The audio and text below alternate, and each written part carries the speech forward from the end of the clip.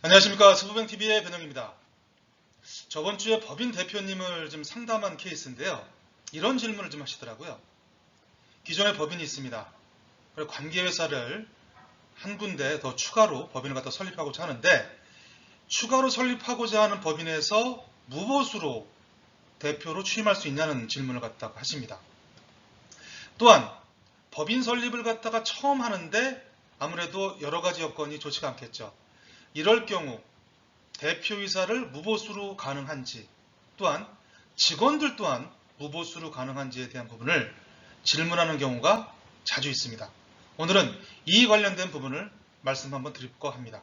한번 들어볼까요?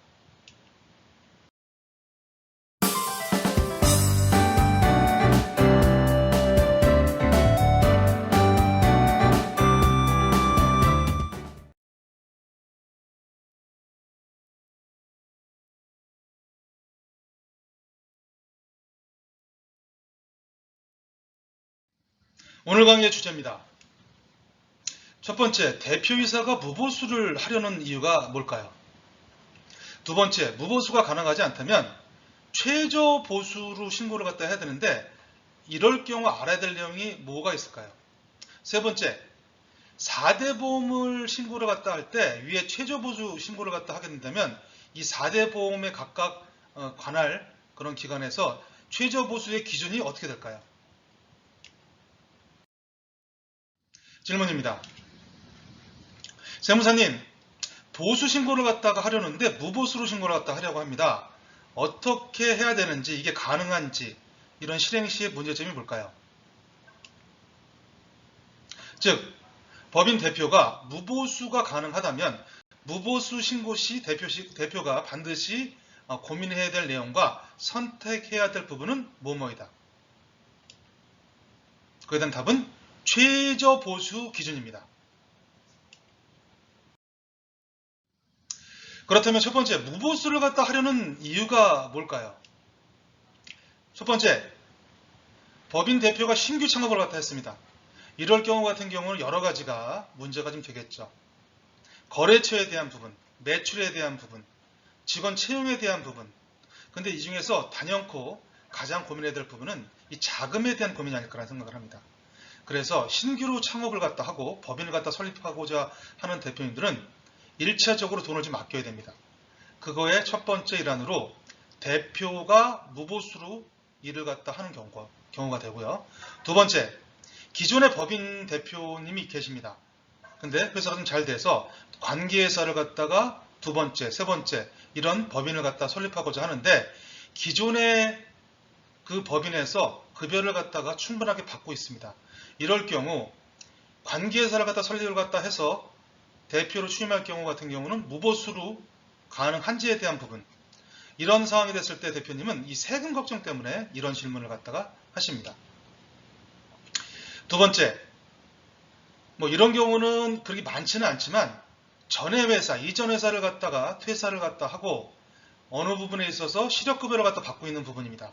이럴 경우는 신규 창업을 갖다 아니면 신규 설립을 갖다 하는 법인에서 굳이 보수를 갖다가 받는 부분을 갖다가 어느 정도는 좀 꺼려하는 부분이 있습니다. 일정 시점 이후에 이 관련된 부분을 갖다 수령하고자 하는 이런 케이스도 있고요.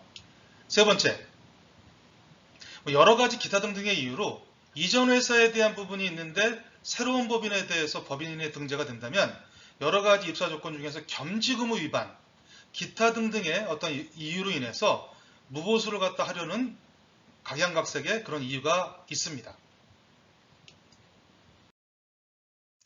네, 그렇다면 오늘 강의의 가장 중요한 질문이죠. 대표이사 및 직원이 무보수가 가능할까? 여러분 어떻게 생각하십니까? 답부터 말씀을 드리면 대표이사나 직원이나 다 가능합니다. 오늘 이 강의에서는 이렇게 했을 때의 어떤 법적 근거에 대한 절차에 대한 부분은 제가 생략을 갖다가 할 거고요. 대표이사가 예를 들어서 무보수로 진행을 할 경우 같은 경우도 이렇게 할 수도 있지만 최저 보수로 신고를 갖다가 권장하는 부분이 있습니다. 직원도 마찬가지고요. 이런 이유는 향후에 대표가 퇴직을 갖다가 한다고 했을 때 퇴직금을 갖다 계산하는 식은 퇴직 전 직전 3년간의 급여와 그리고 근무 연수, 즉 근무 기간에 대한 부분을 같이 포함을 시킵니다. 무보수로 일한다 하더라도 근무 기간에 대한 부분이 나중에 퇴직 시에 대표이사에 대한 어떤 가중치로 또 크게 받을 수 있는 기간으로 포함되기 때문에 무보수로 하는 부분도 가능하지만 최저 보수 신고를 갖다 권장을 합니다. 최저 보수 신고에 대한 기준은 이 4대 보험에 내는 기간에 따라 다 틀린데 그건 다음 장에 말씀을 드리도록 하고요. 직원 같은 경우도 마찬가지입니다. 무보수로 신고를 갖다 하도 됩니다. 단 업무상의 근무 중에 뭐 병원을 가거나 산재 처리를 갖다가 할 경우는 직원에 대한 무보수, 즉 무급이라 하더라도 4대 보험 신고는 권장을 갖다가 하는 게 좋습니다. 즉 이런 경우에 있어서는 대표이사와 직원, 대표이사와 그리고 내근 임원 같은 경우는 두 가지에 대한 의무 가입이 있고요. 직원은 4대 보험에 대한 부분이 의무 가입이 있는데 그 관련된 부분은 다음 장에 말씀을 드리도록 하겠습니다. 네, 그렇다면 앞장의 권장사항인 2021년 최저보수 기준은 어떨지에 대한 부분에 대해서 궁금하지 않으십니까? 여기는 집행하는 기간에 따라서 이 기준에 대한 최저보수가 틀립니다. 첫 번째, 국민연금관리공단 그리고 건강보험료를 갖다 책정하는 건강보험료 관련된 기관, 그리고 고용보험, 산재보험 관련된 기관에 있어서는 2021년 최저보수 기준을 다음과 같이 책정을 갖다 해놨습니다. 첫 번째, 국민연금관리공단에서는 월 보수에 대한 최저 보수 기준이 월 33만 원으로 책정을 해놨고, 참고로 최대에 대한 보수 기준은 월 524만 원입니다. 이 관련된 부분은 2021년 7월 1일부터 내년 2022년 6월 30일까지 1년 단위에 대한 기준을 갖다 발표를 하는데요. 매년 변동 관련된 부분이 있으니까 참고해서 인지하고 계시길 바랍니다. 두 번째, 건강보험, 즉 건강보험관리공단에서는 2021년 월 최저보수 기준에 대한 부분은 27만 8,950원으로 책정을 갖다 했습니다. 건강보험관리공단에서는 최대는 1억 273만 9,068원을 월 최대 보수 기준으로 삼고 있고요. 마지막으로 고용산재보험 관련된 부분은 최저 보수 기준에 대한 어떤 기준은 없는데 권고에 대한 기준이 있습니다. 약 70만 원 정도에 대한 월 보수를 갖다가 최저 보수를 책정을 갖다 했을 때 이 관련된 부분을 최저 보수 기준으로 책정을 갖다 하고 있습니다. 여기에서 직원과 그리고 대표이사를 갖다 포함한 내근직, 사내 임원 관련된 부분은 이 4대 보험을 가입하는 부분에 있어서 좀 차이점이 있죠. 즉 대표나 임원 같은 경우는 고용산재에 대한 부분에 가입 의무가 없죠. 국민연금과 건강보험 관련된 가입의 의무가 있다는 점 다시 한번 말씀드립니다. 네, 오늘은 무보수 관련된 책정 기준과 무보수가 안 됐을 때 어떤 최저보수 기준에 대한 권고사항에 대한 부분을 갖다 한번 정리해서 한번 말씀을 갖다 드려봤습니다.